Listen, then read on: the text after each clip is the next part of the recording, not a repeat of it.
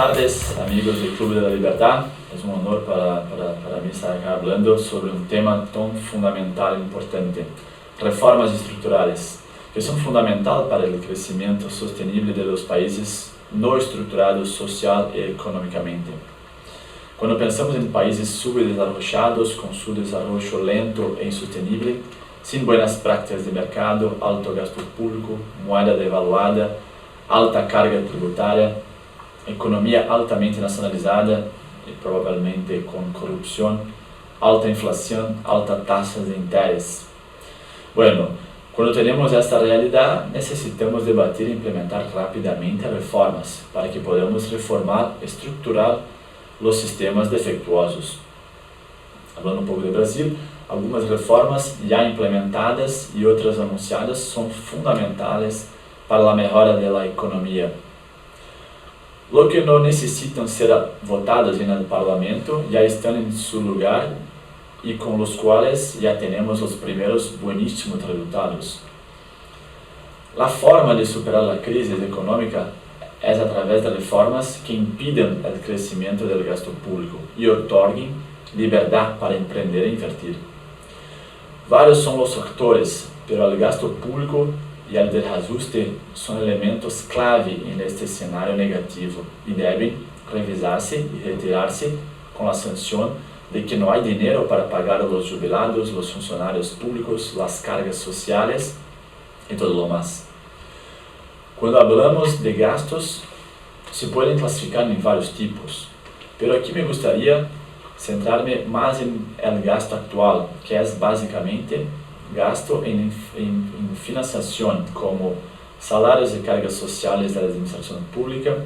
Por exemplo, em Brasil, este gasto ha aumentado por encima da inflação durante mais de uma década. Essa é uma importante distorção. Cresceu a um prometido de 9,3% por ano. A inflação do período foi aproximadamente 6%. Aqui há um certo desajuste. Gastos com facturas de água, energia, telefone, instalações governamentais, etc. E, finalmente, gastos com a deuda. Como o governo necessita pedir prestado para sostener-se, há um gasto de interesses nesta deuda. Este custo é muito alto e sempre está aumentando, porque a menos que haya uma redução considerável no tamanho do Estado, a deuda sempre aumentará e com ello o custo dela mesma. Bueno, estes gastos se relacionam basicamente com o que se requer para manter a atividade de serviço público. É de destacar que houve uma ligeira estabilidade em alguns gastos do governo brasileiro, graças à chamada Lei da Responsabilidade Fiscal, que contribuiu a certo controle. Os ingressos devem ser maiores que os gastos, isto é básico, pero não sucede, porque para um governo é fácil gastar, já que o dinheiro para pagar o gasto é produzido por el contribuinte. Muitas ações ajudam a controlar essas contas. Basicamente, todo o que genera contração da máquina contrai o tamanho do Estado. Quanto mais grande é o Estado, maior é o gasto. O gasto público sempre se financia através de deuda. E essa deuda se paga através de impostos e mais impostos. É um ciclo perverso para o contribuinte. Em um recente estudo do BID, Banco Interamericano de Desenvolvimento, sobre o Brasil, Brasil gasta muito e gasta mal. A qualidade do gasto poderia estar representada por uma relação entre gasto e PIB per capita. Bueno, a reforma das pensões é fundamental para a questão do gasto público. No Brasil, a chamada nova pensão acaba de ser aprovada.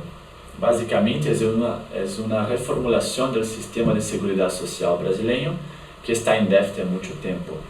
A reforma reduzirá o gasto governamental em mais de 200 mil milhões durante a próxima década. Sim, 200 mil milhões. E no caso brasileiro, um fato importante é que acabamos de perder o chamado bono demográfico, que é quando o número de habitantes em idade laboral excede o total considerado dependentes, ancianos e niños. Con el final de la bonificación comenzamos el ciclo inverso, donde tendremos menos mano de obra y más personas jubiladas y no productivas. La razón para esto no es solamente por la cuestión de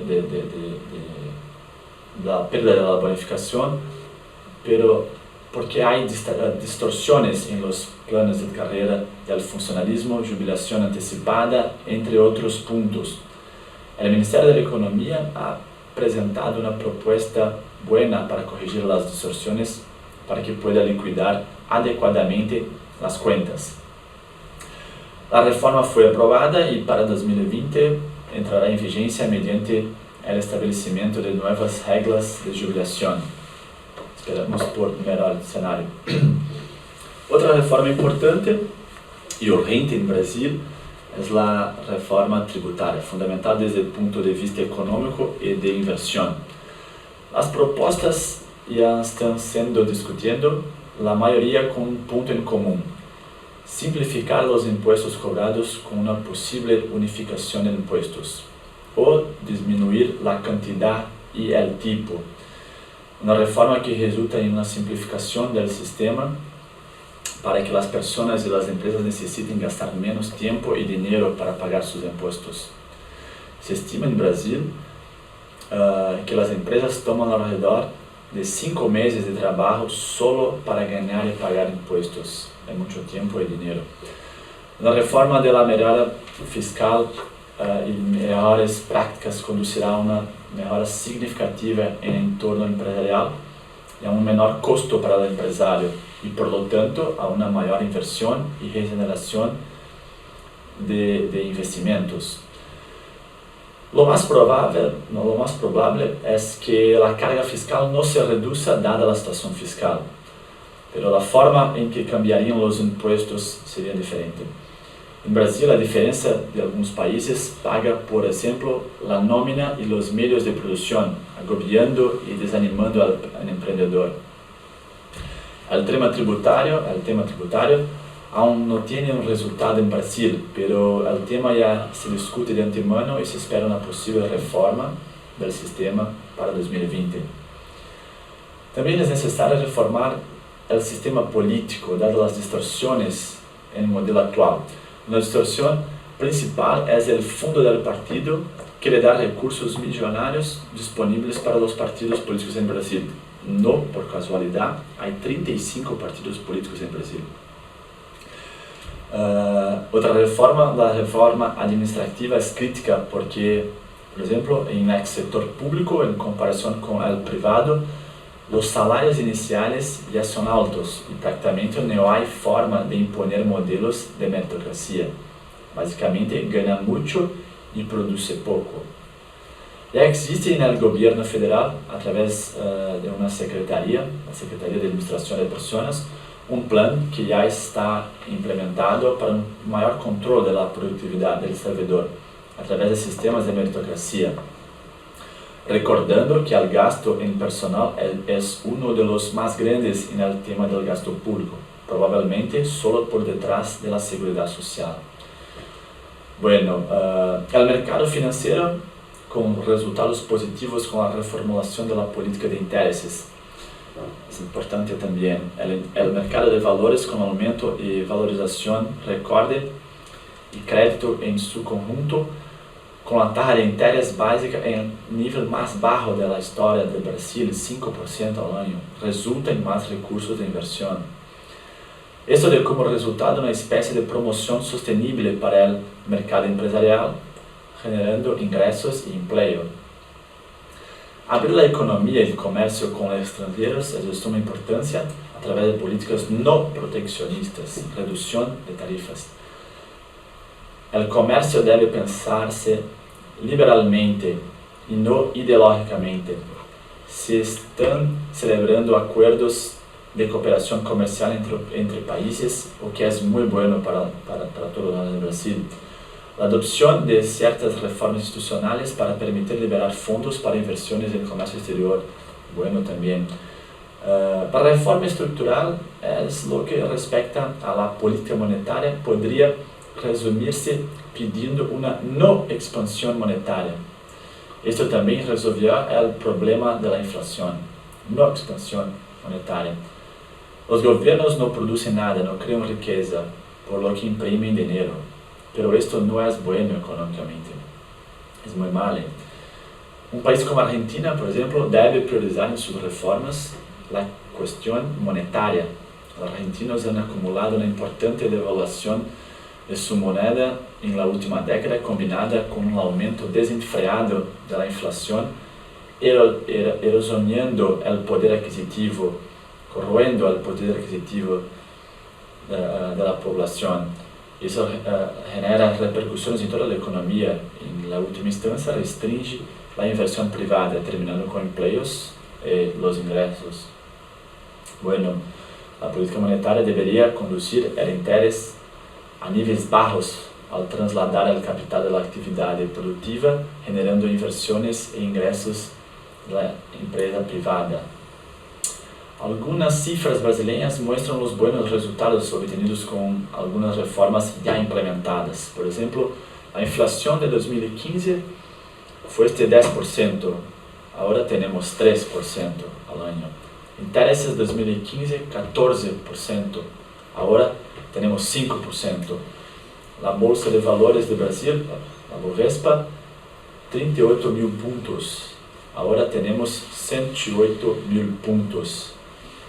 Y la producción de bienes y servicios en Brasil en 2015 fue de 3.8 negativo, y ahora con las reformas tenemos una mejora para 0.8%. Bueno, nada sucede de la noche a la mañana, por lo que la importancia de persistir, tenemos que persistir. Lo que no puede persistir son los modelos que han fallado repetidamente. Cuanto más libre sea la economía y menos políticas públicas intervencionistas, mejores serán los resultados. Bueno, la privatización es una parte fundamental de ese proceso de reformar el Estado, reducirlo, poner fin a la corrupción y permitir que la empresa privada entregue lo que el mercado demanda. Bueno, la privatización no solo ayudará a reformar un modelo fallido que es el monopolio estatal sobre la producción de un bien o servicio, pero que también ayudará a remediar cuentas altamente deficientes a través de los ingresos obtenidos. En Brasil hay un caso muy bueno, la Ley de Liberdade Econômica. Es un proyecto importante que se está llevando a cabo en Brasil para fomentar el espíritu empresarial con menos regulación y más libertad para emprender. Es un proyecto muy interesante que podría servir de modelo para otros países. Bueno, concluimos que esperamos con estas y otras reformas lograr mejores resultados y una sociedad más libre y próspera, con un mercado libre, con abertura comercial con otros países, privatización, mayor libertad para emprender en un estado mínimo. Bueno, espero que nuestra querida Argentina, que alguna vez estuvo entre las primeras economías del mundo, tenga el coraje de reformar lo que necesita. Un gran abrazo.